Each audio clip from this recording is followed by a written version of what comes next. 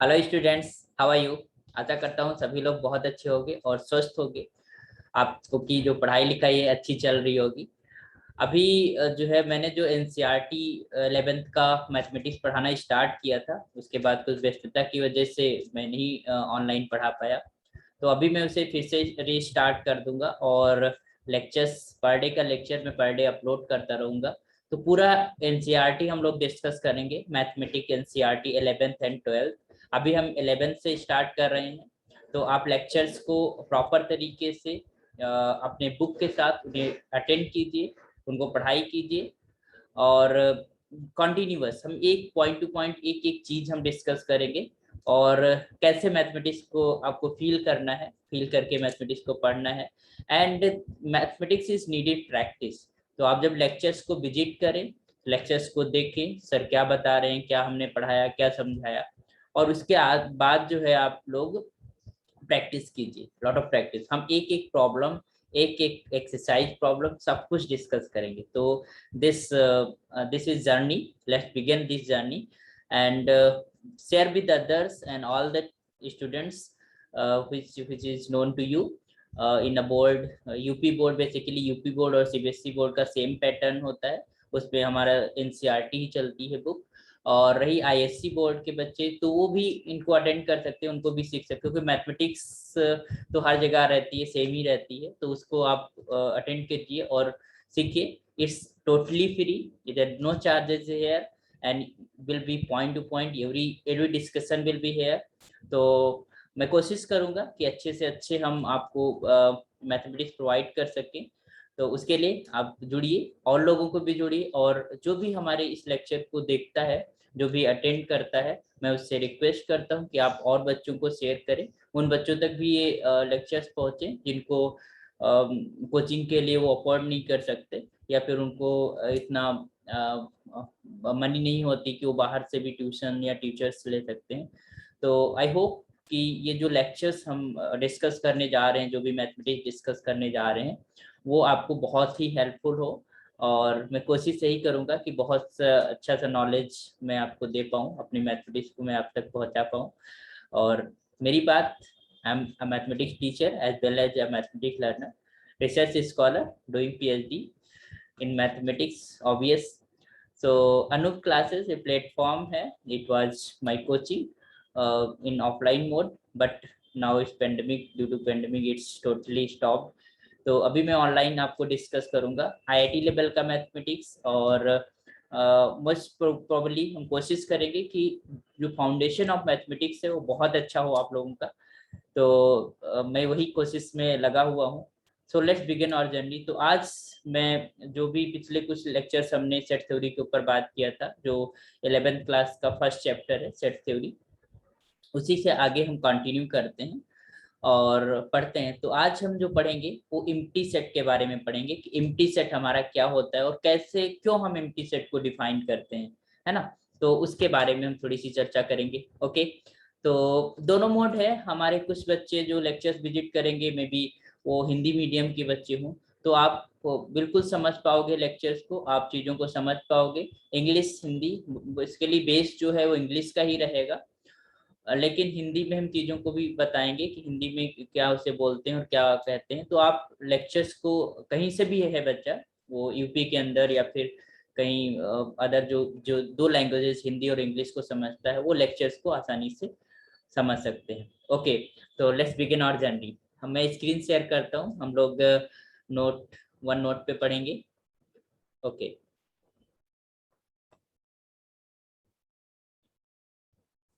Okay, तो ये हमारे पास है प्लेन पेपर है, इस पे हमने अभी कुछ लिखा नहीं है, अब लिखेंगे, ठीक है।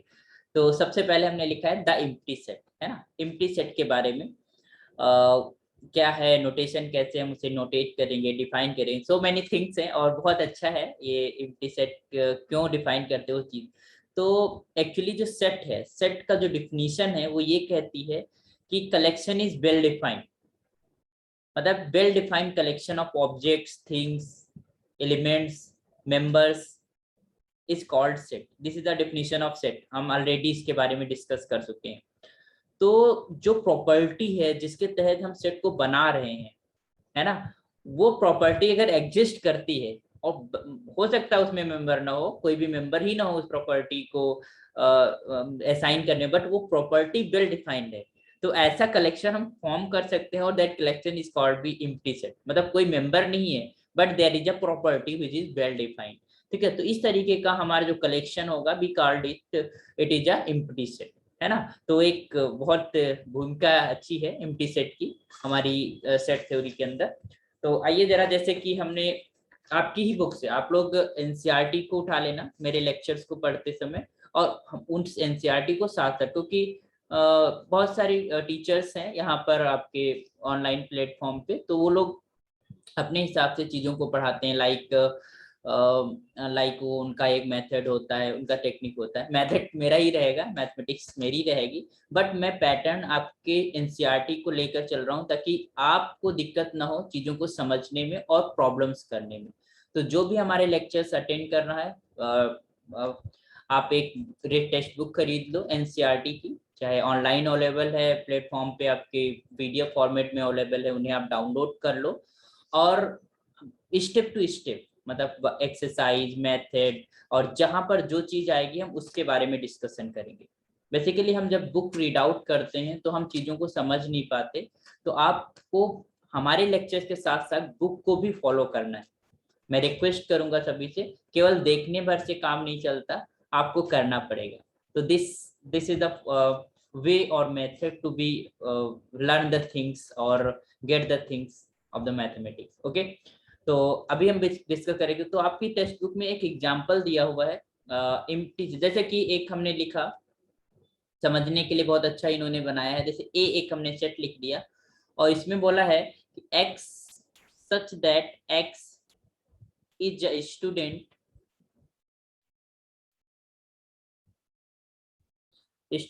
of class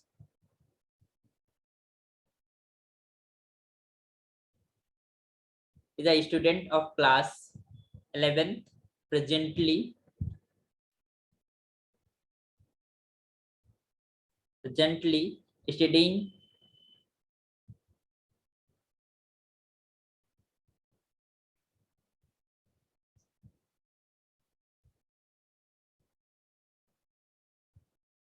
in a school। तो इसका मतलब है कि 11th क्लास के सारे स्टूडेंट्स का collection it is a set. Okay, थोड़ी देर के लिए अगर हम इसी को, और हमने बी एक सेट लिखा और इसमें हमने ऐसे लिख दिया x.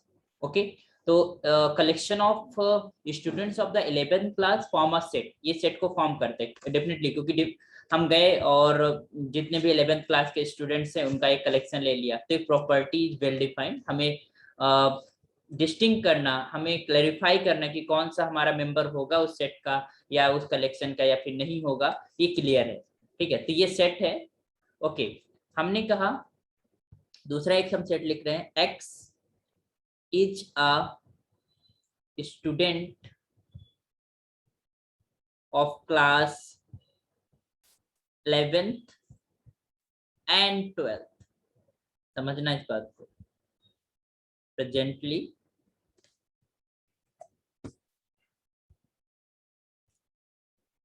Studying in high school. Okay, अब समझना इस बात को, पहले वाला भी तुम्हारा सेट है, कलेक्शन है, क्योंकि प्रॉपर्टी वेल डिफाइंड है। दूसरी प्रॉपर्टी भी वेल डिफाइंड है। अगर ऐसा है कि एक स्टूडेंट है जो दोनों क्लास में पढ़ता हो, तो हम उसको इस सेट के अंदर बी के रख सकते हैं, it is a set. But generally it is not possible कि एक स्टूडेंट 11th में भी है और 12th में भी है, तो कोई मेंबर नहीं मिलेगा, but it is a well defined property. तो this type of set, this type of collections is called empty set. तो आई होप आप समझ गए होंगे कि एम्प्टी सेट हम क्यों कहते हैं। ठीक है, तो you can just say it is a empty set. तो अगर हम डिफाइन करना चाहें एम्प्टी सेट को, तो let's define the empty set. आप लोग नोट्स भी बनाते जाइएगा साथ साथ में, जो भी हमारे लेक्चर्स को अटेंड कर रहा है, और कोशिश यही रहेगी कि आप चीजों को समझ पाए। मोस्ट प्रोबेबली हमारे पास सब कुछ होता है हमारी टेक्स्ट बुक्स के अंदर, हम उनको कैसे रीड आउट करना है, कैसे उन्हें हमें क्लेरिफाई करना है, कैसे उनको अंडरस्टैंडिंग में लाना है, दिस इज द वे। ये एक टीचर का काम है ना, एक मेंटर का काम है। तो ओके, तो वेलकम। तो डिफिनीशन है, देखते हैं कैसे डिफाइन करते हैं। A set which has no member, है ना, एक कलेक्शन जिसको हम सेट बोलते हैं, एक well defined collection that is called set, जिसके अंदर कोई मेंबर ना हो तो उसको हम एम्प्टी सेट कहते हैं। तो a set, I am just writing the definition, a set which does not contain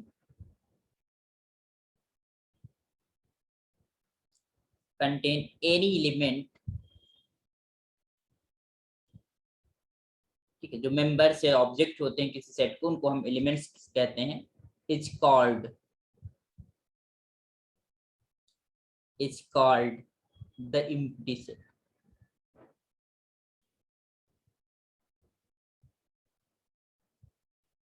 set और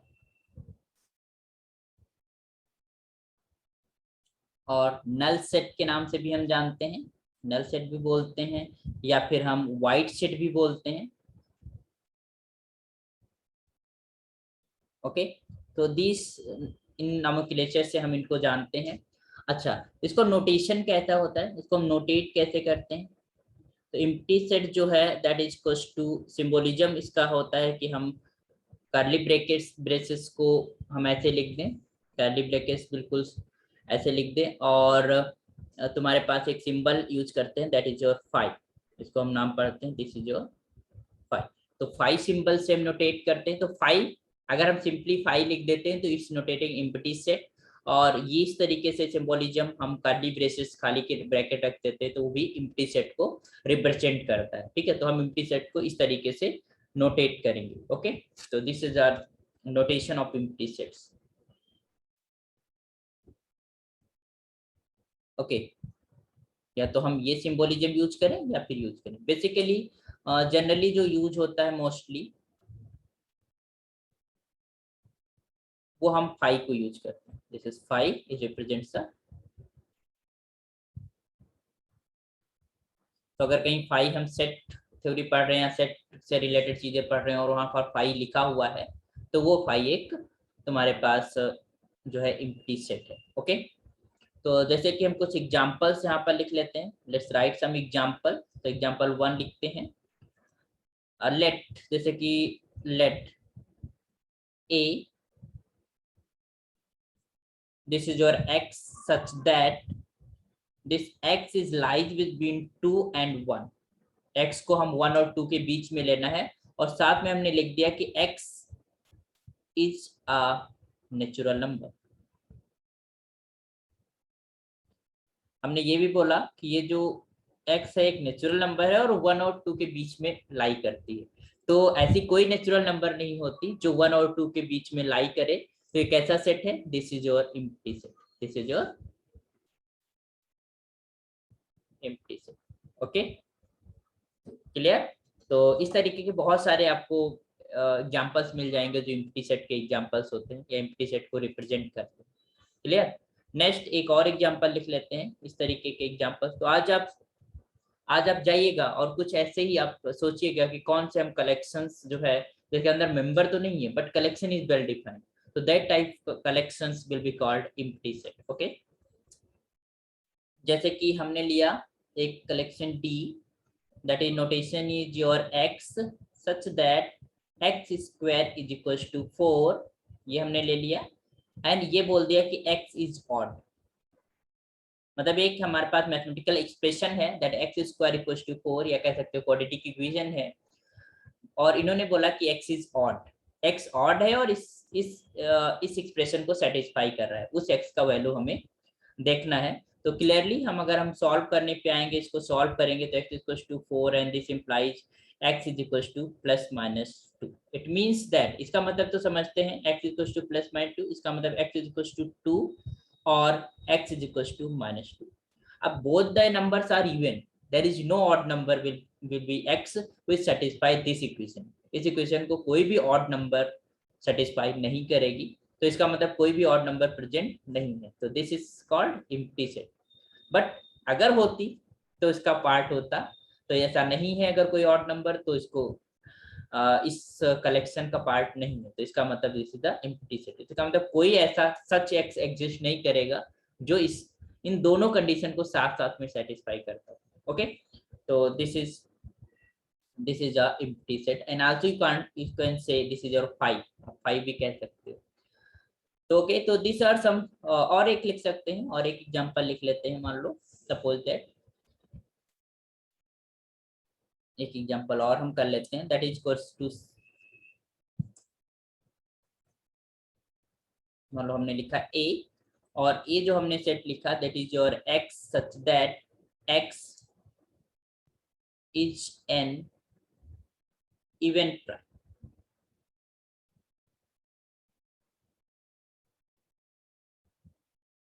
prime number greater than 2।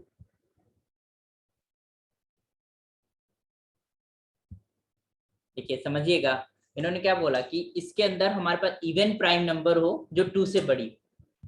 Prime numbers में 2 ही एक ऐसी प्राइम नंबर होती है जो इवन होती है, इसके अलावा सारी की सारी ऑड होती है। ठीक है, तो थोड़ा सा अगर लिखना चाहें तो देख सकते हो, दिस इज 2, 2, 3, 5, 7, है ना, 11, these are prime numbers, we know that. और इसमें 2 जो है वो हमारे पास this is your even prime. But इन्होंने बोला कि हमें इवन प्राइम चाहिए जो 2 से बड़ी हो, तो 2 से बड़ी कोई भी इवन प्राइम होती नहीं है। ठीक है, तो ये कलेक्शन अगर होती तो मेंबर होता, मतलब ये जो प्रॉपर्टी है ये वेल डिफाइंड है। हम क्लेरिफाई कर सकते हैं कि कौन सा मेंबर इसके अंदर आएगा, कौन सा नहीं आएगा, बट कोई मेंबर एग्जिस्ट ही नहीं करता, कोई मेंबर ही एग्जिस्ट नहीं करता, तो obviously it is a empty set. तो ये तुम्हारे पास कैसा है, empty set. This is your 5, you can say simplify. एक चीज ध्यान देना, ये गलती ना करना कि आप कर्ली ब्रैकेट्स के अंदर 5 लिख रहे हो, this is not denoting the empty set. हम पढ़ेंगे सिंगलटन सेट, जो एक एलिमेंट का ये एज अ एलिमेंट होगा किसी सेट के अंदर। ठीक है, तो इसको सिंपली या तो सिंबोलिज्म 5 से डिनोट करो, या फिर तुम ऐसे लिखो, है ना। हमने खाली छोड़ दिया कि सिंपली। ओके, तो x is a prime number. Hindi में प्राइम नंबर्स को अभाज्य संख्याएं बोलते हैं। ठीक है, तो जो है, जो सम आपकी अभाज्य संख्या होती है वो केवल 2 ही होती, इसके अलावा सारी विषम अभाज्य संख्याएं होती है। ठीक है, तो if x such that x is an even prime number greater than 2। Okay, तो ये भी एम्प्टी सेट है, clearly it is a empty set. तो ये कुछ एग्जांपल्स हैं, ऐसे बहुत सारे एग्जांपल्स आप देख सकते हो एम्प्टी सेट के। तो आई होप कि एम्प्टी सेट का कॉन्सेप्ट समझ आया होगा कि एम्प्टी सेट हम किसे कहते हैं और उसकी डिफिनीशन क्या है। If there is no element, there is no member, but collection is well defined, that will be called empty set. Okay, तो आज इतना ही बोलते हैं इस लेक्चर में। बाकी हम कुछ जो नेक्स्ट लेक्चर्स बनाएंगे थोड़े से टाइम टेकिंग होगी, तो आप उनको प्रॉपर तरीके से लर्निंग कीजिएगा। ये नहीं कि बस थोड़ा सा देखा छोड़ दिया, ऐसा नहीं। और रेगुलर बेसिस से कोशिश कीजिए, मैं कोशिश करूंगा कि मैं आपको रेगुलर बेसिस से लेक्चर्स प्रोवाइड कर सकूं। थोड़ा सा टाइम का इश्यू रहता है, but if I decided to teach you, then I will definitely teach you। Okay, तो आज के लिए इतना ही करते हैं। आप इसको पढ़िएगा, अपनी बुक में चीज़ों को पढ़िएगा, समझिएगा, उससे रिलेटेड प्रॉब्लम्स को करिएगा, और कहीं से प्रॉब्लम्स मिलती हैं तो उनको आप करिए। तो मोर प्रॉब्लम्स को आपको सॉल्व करना है साथ साथ में। और most welcome in Anoop classes with Anoop sir. Okay, myself is Anoop Verma. और अगर अच्छा है, अगर चीज़ें आपको समझ आती हैं तो डेफिनेटली और लोगों को भी समझ में आएंगी, तो और लोगों के साथ आप शेयर कीजिए। सभी बच्चा लोग को मोस्ट वेलकम। एंड जहाँ तक भी आप लेक्चर्स को पहुंचा सकते हैं, इट्स टोटली फ्री। और कोशिश ये है कि इनको जो है इजी तरीके से चीज़ों को एक्सप्लेन करते हैं, ताकि आपको, क्योंकि ऑनलाइन प्लेटफॉर्म पे थोड़ा सा कनेक्ट होना वो होता है। और अगर हमारे, और बाकी आप कमेंट्स में बता दीजिए सर मुझे ये चीज़ नहीं समझ में आती है, मुझको ये आप अलग से एक्सप्लेन कर दीजिए या कुछ भी, तो हमें जब भी समय मिलेगा मैं उनको एक्सप्लेन कर दूंगा। आप जुड़िए हमसे और चीज़ों को सीखिए, कोशिश कीजिए सीखने की। और all the best and best, most welcome. And okay, we will meet in the next lecture. And इसी सीरीज में एनसीईआरटी की सीरीज में हम आगे लेक्चर्स में मिलेंगे। और भी लेक्चर्स में अपलोड करता हूँ, अगर वो आपके काम के हैं तो उनको विजिट करो, अगर काम के नहीं है तो उन पे समय ना खराब करना, ठीक है। बाकी आप इस जो भी है पूरा एनसीईआरटी का जो भी लर्नर्स हैं वो इन चीजों को विजिट करके, बाकी जो कॉम्पिटिटिव एग्जाम्स की प्रिपरेशन करते हैं लाइक आईआईटी या फिर अदर जो भी मैथमेटिक्स से रिलेटेड है वो विजिट कर सकते हैं, क्योंकि जब डिटेल में चीजें डिस्कस होती हैं तो हमारी वो कमियां दूर हो जाती हैं जो हम अपने लर्निंग स्टेज में नहीं सीख पाते हैं, जब हम स्कूल्स में होते हैं तो नहीं सीख पाते हैं। तो I will discuss in each and everything in detailed manner, तो वो बहुत कुछ हेल्पफुल करेगा। ओके, तो आज के लिए इतना ही करते हैं, और best of luck, have a good days and be attentive. And अगर आप ज्वाइन करते हैं तो रेगुलर बेसिस से उनको आप लगाना शुरू करिएगा प्रॉब्लम्स को, तो आपको बहुत ही चीजें जो है इजी लगने लगेंगी। ओके, तो okay, thank you so much.